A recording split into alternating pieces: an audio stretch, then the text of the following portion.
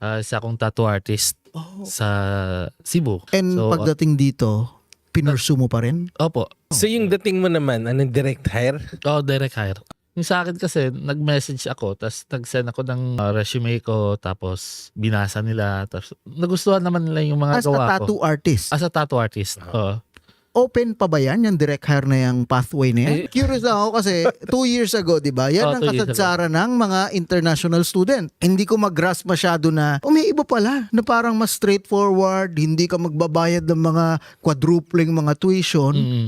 As a tattoo artist, usually pag mga direct hire, mga naisip ko parang, siguro Silicon Valley, or baka talagang doktor ka, or I don't know, something na special. Pero ang artist pala, ang craft ng pagtatato, ay pwede pala yan. So baka sa mga kababayan natin, hindi pa too late. Kasi nung nag-apply ako, mga ano pa rin, wala pa yung COVID eh. Tagal na din. Tapos nag-COVID, parang na-delay yung pagpo-process ng mga papers, nagsara yung borders. Saka naisip ko, punta muna kaya ako ibang bansa. So nagbukas lang Nigeria. So Nigeria muna ako. Napadpad ka dun?